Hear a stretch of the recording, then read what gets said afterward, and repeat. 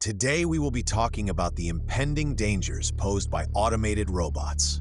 And while the focus of the discussion will be centered on killer robots, this really just one aspect of a greater problem.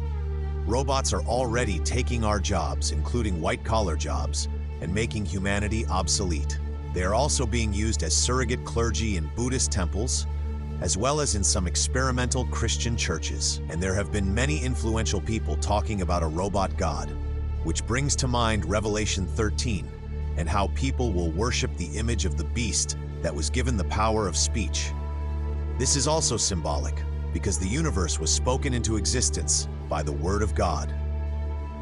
In any event, we will start with a couple of examples of how robots can malfunction, which is a danger to people who are in close proximity to these robots.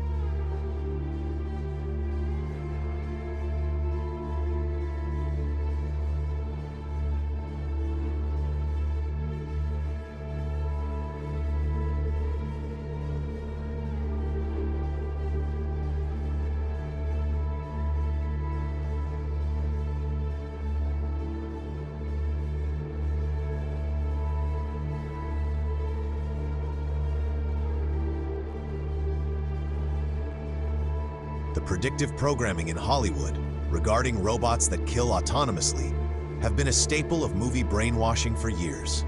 The most famous example being the Terminator and Skynet.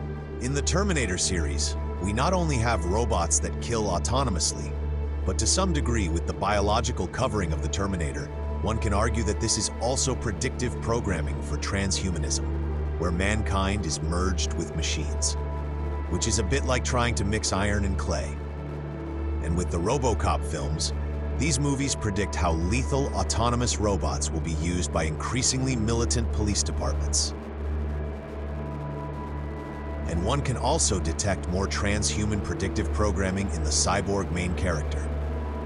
Which brings us to all of the films with references to autonomous killer drones and killer robots in general. The dystopian world these movies envision seems to have predicting the present use of autonomous killer robots in the present. There have been low-budget experiments who exposed how simple this would be to implement right now. So this technology is already here, and even if it wasn't, they are always years in advance of whatever they reveal to us. Here is an example of killer robots in the original Westworld movie from the 1970s. And even though that was made decades ago, to some extent, one can argue that this predictive programming goes all the way back to the silent movie era, as evidenced by the dystopian film Metropolis, which arguably could be said to feature cloning as well. And then there is the cult classic Blade Runner, where Harrison Ford is tracking down a sentient robot, or more recently the film I, Robot, robots who are a danger to humanity after they reach the singularity. And that brings us to Stanley Kubrick's masterpiece, 2001, A Space Odyssey, where mankind once again battles with a sentient robot, in this case the spaceship computer, that refuses to be shut down like Skynet all over again. Which brings us to the black monolith that was in that movie, that seemed to relate to all of the monoliths that kept springing up around the world a few years ago. Some people have speculated that the black monolith represented television, but perhaps an argument could be made that, like Black Mirror, the show that seems to allude to a black magic scrying mirror, that the monolith represents the computer screens, cell phone screens, and tablet screens that are preparing us all for the coming beast system. In that light, perhaps the coming killbots will all be connected to the image of the beast that was given the power of speech in Revelation 13. Something to think about, I suppose. Robotics develops extremely lifelike robots for human-robot interactions. We're designing these robots to serve in healthcare, therapy, education. Okay, I will destroy humans. Back at the headlines now, and happening today, we're going to find out if San Francisco police can use armed robots.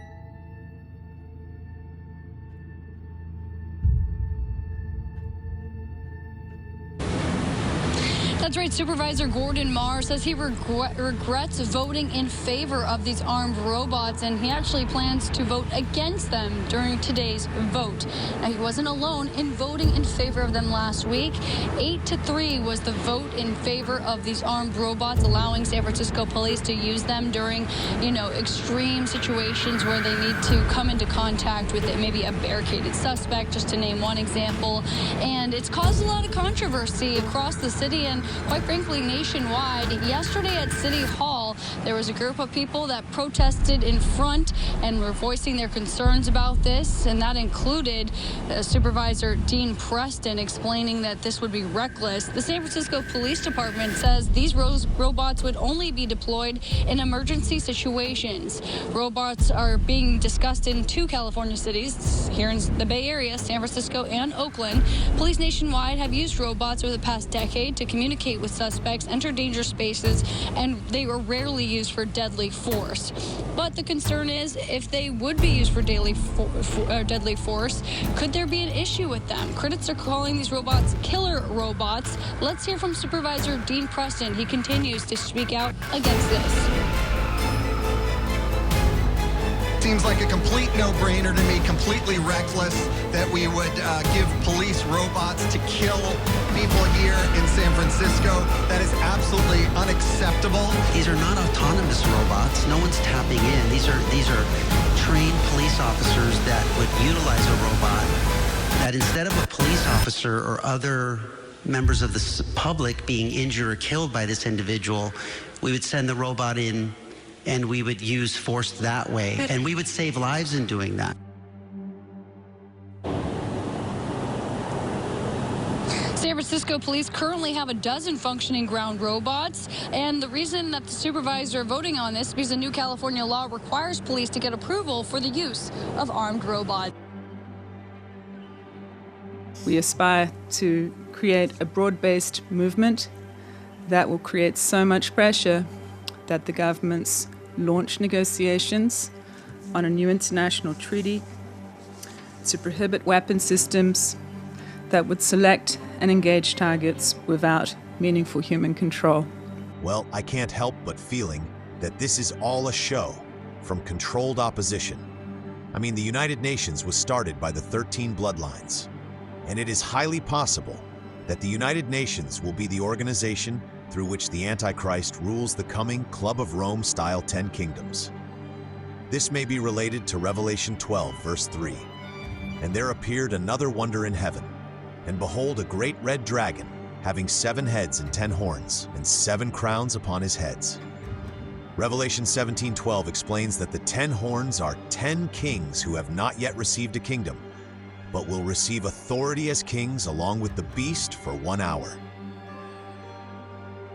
A machine is not a moral anything. It's a machine.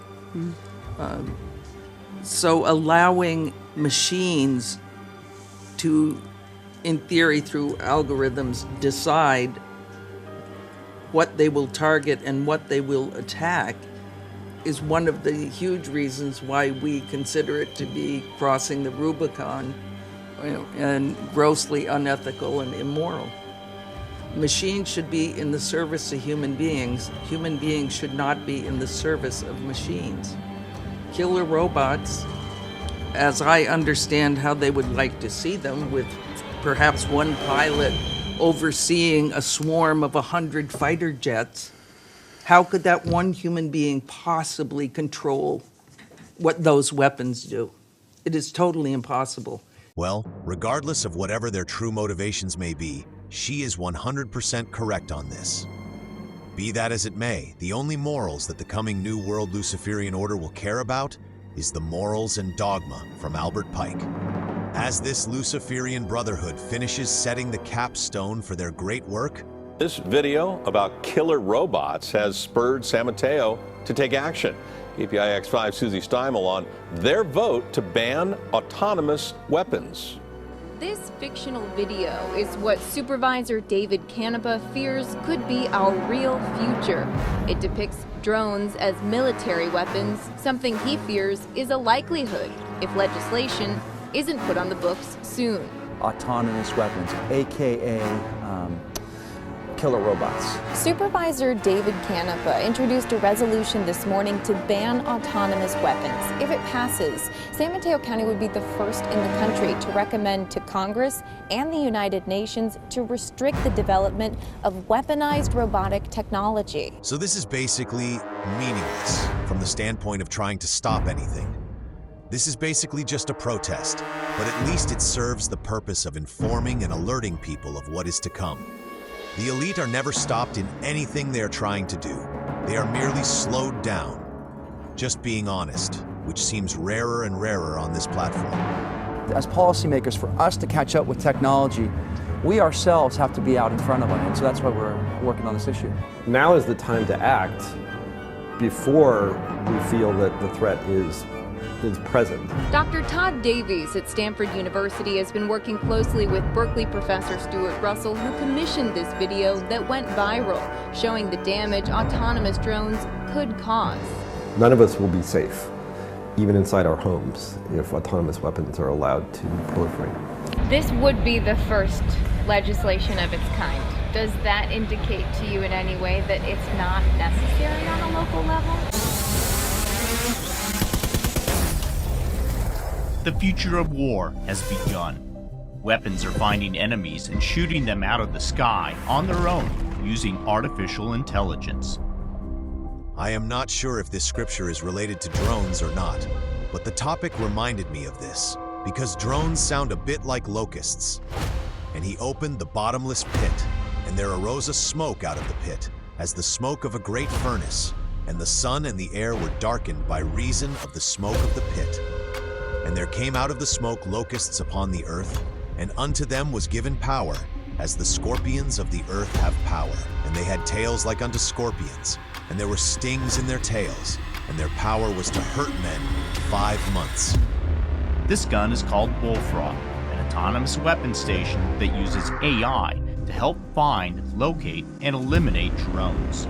Robotic guns are going to completely change the battlefield. Trying to make the first safe AI gun for the battlefield, we're actually helping the operator take a step back and make better battlefield decisions. So whereas before they would have to use a joystick and control these weapons and spend a lot of time aiming and worrying about that, the AI is just assisting them in that process. And so this allows them to be a little bit higher level and think a little more clearly about the battlefield and give them more time back.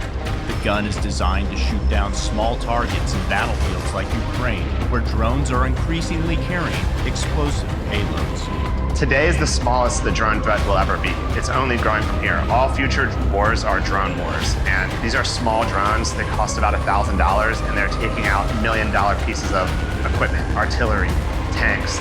And we saw this happening on the changing battlefield, and we said, we need a better solution to shoot these things down cheaply. Bullfrog can be placed on the backs of trucks or watercraft and work with an operator miles away. This is a precision robotic application, and to hit a small drone, you need a computer application to do it. An actual human wouldn't be able to move the joystick fast enough. New AI inventions like Bullfrog are increasingly getting the attention of people inside the Pentagon. Every single company that does business with the DoD is emphasizing that they are capable of incorporating AI into whatever their military technology is. It exists as a military buzzword right now. At the same time, there are companies that really are built around AI as a core aspect of all of their product offerings. For decades, prime defense contracts usually went to companies like Lockheed Martin, Boeing, Northrop Grumman, Raytheon, and General Dynamics. Now, tech companies with names like Anduril, Palantir, and Scale AI are changing the landscape. And now there is a culture of Silicon Valley, what I would call patriotic Silicon Valley startups. Patriotic. Did you hear that word? Do you remember the last time you heard that word? Allow me to help refresh your memory. Remember the Patriot Act, where we sold our freedoms away for the peace and safety scam? Anyway, what she is referring to here is companies like Palantir who claim to be patriotic, as they are connected to the coming data centers which will ensure our enslavement to the beast surveillance system. Yeah, pretty much the Patriot Act on steroids. Need I remind you that the CIA were the architects of technology companies like Palantir? And in case you thought the CIA was patriotic, I want to remind you that the CIA conducted unwilling MKUltra experiments on American citizens as they partnered with Nazi scientists brought over from Operation Paperclip. This is the same CIA that broke the First Amendment in controlling the so-called free press and pushing propaganda on the American people under Operation Mockingbird. Does that sound patriotic to you? And do I really have to explain how things like the Pledge of Allegiance was written by Freemasons? And this is another clear example of how government and the media and just about everything else are not separate things. They are all just different sides of the same coin. You know, the coin with Caesar's face on it. And speaking of the First Amendment, if you are still listening to people talk to you about the Constitution or some moron talking about QAnon, then you are intellectually challenged. It's not a Rubik's Cube. Figure it out, people. Where you have young folks that are very motivated to bring these technologies for the defense of the nation. Some critics warn that this startup culture could lead to an arms race between companies, and that could lead to safety concerns. I want to be clear that the rollout of AI-enabled weapon systems that are produced through startups very often are fielded or prototyped in the field before they are refined. That means they're not really ever finished, or they need a lot of further iterations. There's a lot of failure baked into this kind of process of prototyping and testing things out in the field. We don't have not enough weapons, not enough platforms to carry those weapons. One of the biggest names in the startup weapons space is Palmer Luckey. He was the teenage inventor behind the Oculus headset. Now he's the 30-something Hawaiian shirt-wearing entrepreneur behind a major new weapons player called Anduril. Luckey says the Pentagon has been stuck in the past. Your Tesla has better AI than any U.S. aircraft. Your Roomba has better autonomy than most of the Pentagon's weapon systems. And your Snapchat filters, they rely on better computer vision than our most advanced military sensors. Luckey's California-based company has created a series of autonomous AI-infused weapons, from submarines, anti-drone rockets, to a pilotless jet fighter named Fury. And this is where the cognitive dissonance kicks in. People who are still in this mindset that their state is more conservative than another state are really still stuck in the mindset of politics, whether they admit that to themselves or not. Most quote-unquote conservative people will tell you that California is a leftist state with stupid laws. And there is some truth in that. But that mindset implies that the voters still make the decisions in America, which is naive at best. They control everything, and any voice they allow you to think you have is nothing more than a placebo to keep you manageable and docile. You have to get out of that mindset of states and countries. It's like the guy who is loyal to his sports team and then the team moves to a different city. It's the same thing, so if you still trust a political movement, or voting, or Trump, or voting conservatively and want to back California, and at the same time you want to embrace being a patriot, then you either have to reevaluate your opinions on patriotism, or California, as Trump tries to sell Palantir from California as patriotic. I hate to break it to you, but they used you and then sold you down the river with a bunch of bullcrap that isn't real. The only kingdom you need to worry about is the kingdom of the King of Kings. Let go of the world and all of the programming they have force-fed you all of your life. I don't know how else to say it. You either get it or you don't. We spend our own money building defense products that work rather than asking taxpayers to foot the bill. This statement is deceptive, because in one way or another, we will all one day pay the piper. In the nation's capital, new defense tech companies are setting up shop in nondescript offices just miles away from their big-name counterparts. And at this 3-day defense conference in downtown, new startups mingled with Pentagon brass, and AI was a key selling point for tech companies looking to network. We just saw significant capability gaps and the schism between how government technology operated and what we saw in Silicon Valley. And we thought that there's a lot of opportunity in defense. And we also just thought that building hardware is way cooler than building just another piece of enterprise software.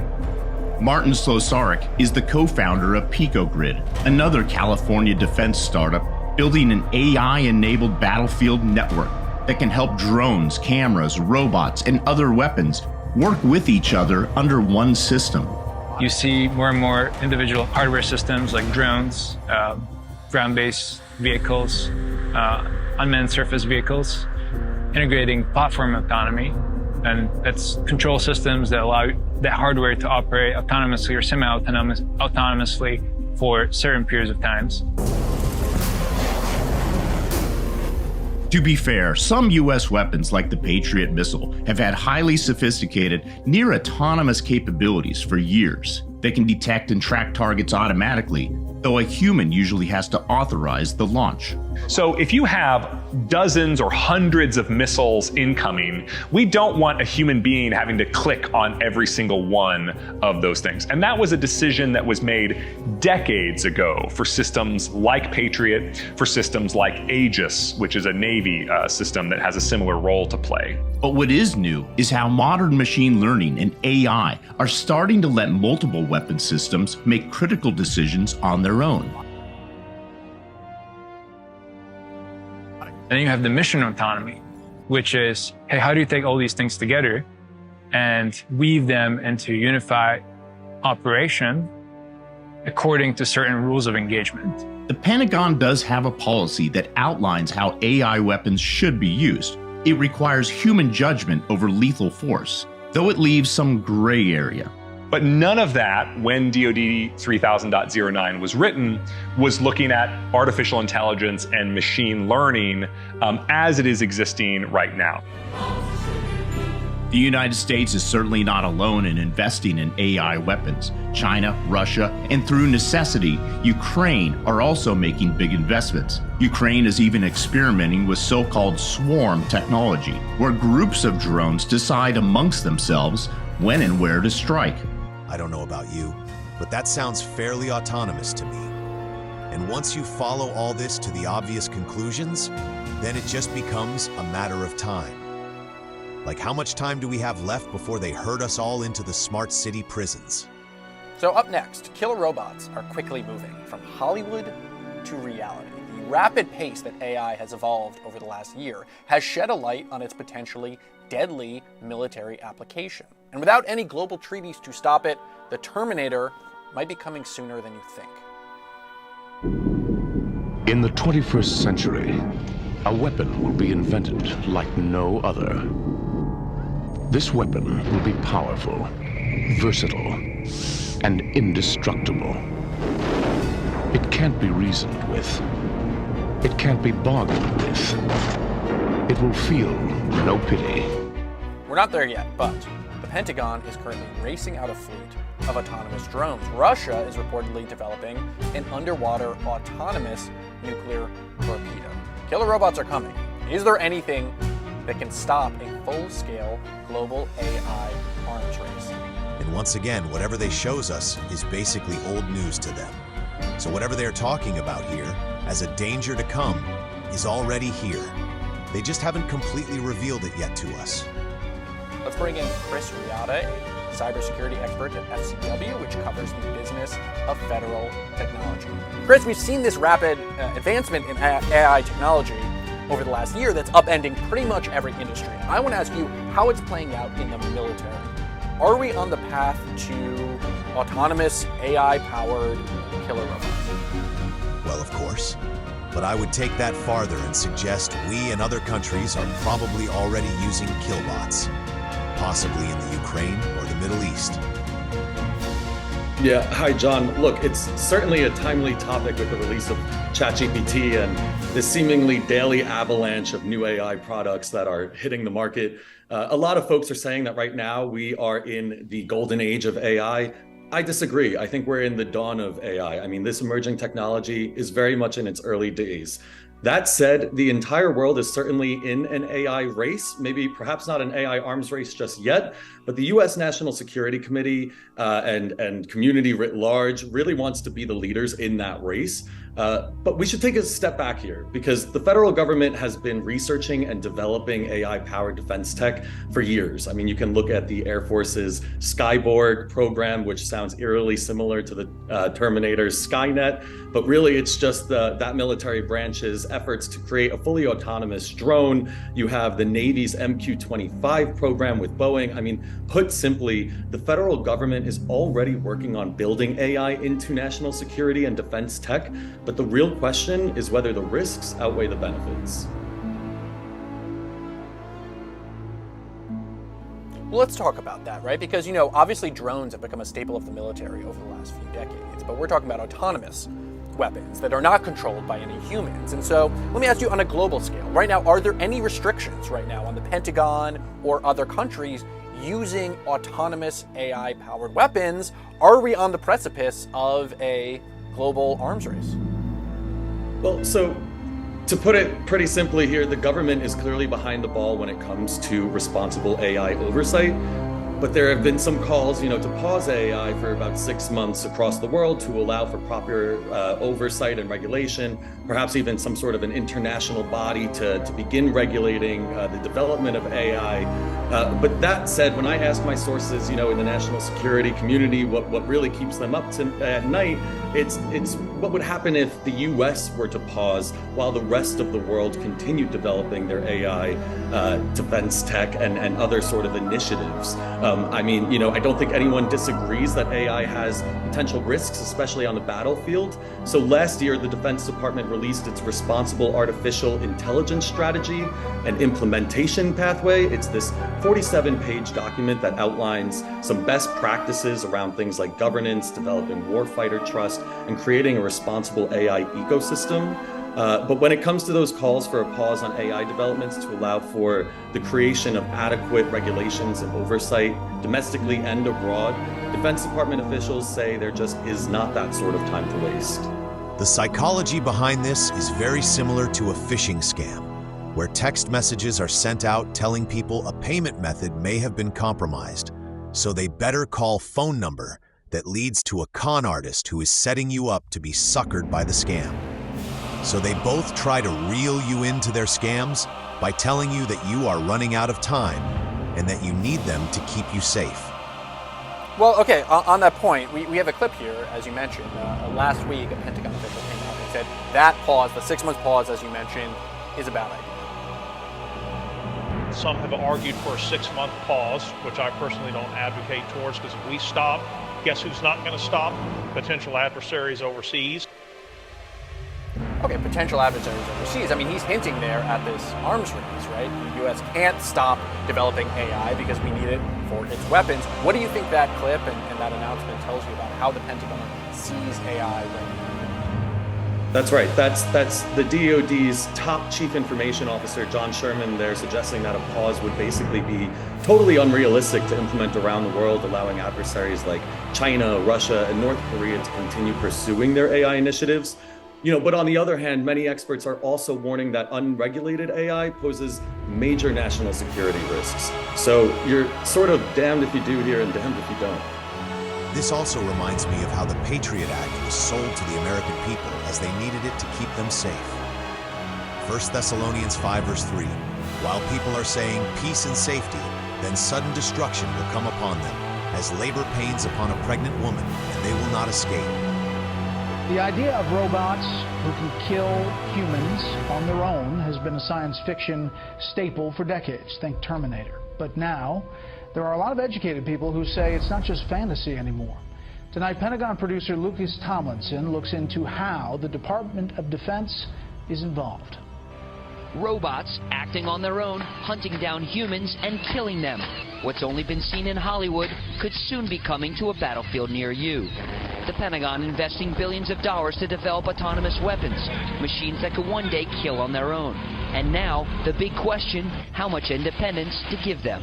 We're convinced that fully autonomous weapons, perhaps better known as killer robots, would pose grave dangers to civilians, and for that matter, to soldiers. We think that they cross a fundamental ethical line by turning life and death decision-making over to machines. Over 30 countries already possess defensive weapons which use autonomy. So we are not debating if other countries in the world already use autonomous weapons. They definitely are using this technology. The only questions remaining are if they are already using killbots openly, or if they will disclose that later. And don't forget, the techno-military industrial complex was started by the CIA, who were behind the rise of technology companies such as Palantir.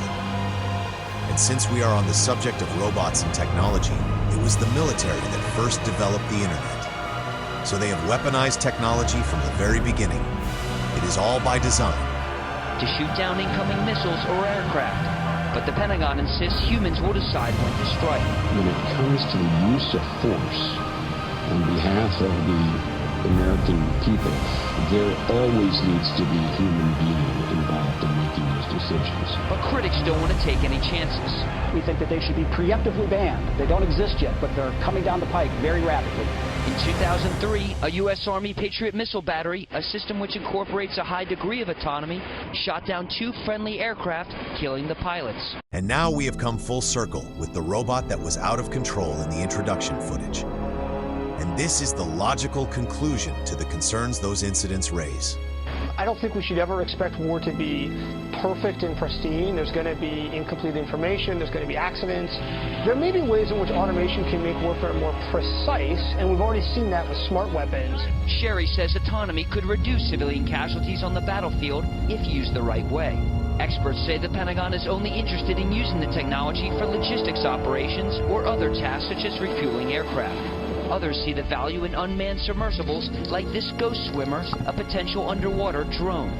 Today, automation is being used for driverless cars and on Wall Street, but it's not perfect. There are plenty of stories out there about how robots or driverless cars have hurt people. And this comes at a time when Ford is making cars that spy on you and send your driving records back directly to your car insurance. This is coming at a time when the new gas is designed to destroy old vehicles. And the new cars will come with a kill switch, which will prevent you from driving your own car in the interest of peace and safety, of course. And I have not even touched on how robots will take away jobs from not only blue-collar workers, but surgeons and lawyers as well, just to name a few. And the fact that the car manufacturers are working directly with insurers should open your eyes to the fact that all of these companies, the schools, the health industry, the military, the music industry, Hollywood, organized religion, and your own government are not separate entities. They are just different tentacles of the same beast system, the beast system that is rising out of the sea. And I believe that some kind of intelligent robot will be the image of the beast who is given the power of speech and who they will force you to worship. When we look at, say, stock trading today, it's highly automated, and there have been situations where these algorithms that companies have, they interact in unexpected ways, and you get something like a flash crash. And I don't think you'd want to see the military equivalent of that, a flash war. Top Pentagon officials say the U.S. must stay ahead in the robot arms race.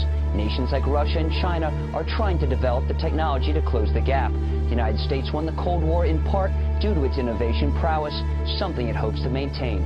Brett? Lucas Tomlinson live at the Pentagon. Lucas, thank you. And so I just want to leave you with this thought. All of these things must come to pass. But if you seek out our Savior, Jesus Christ, and give your earthly life to Him, then you will be rewarded with salvation and eternal life, and your worries will be no more. We all have to die eventually, but not all of us have to die twice. God bless you all in Jesus' name, and thank you for watching.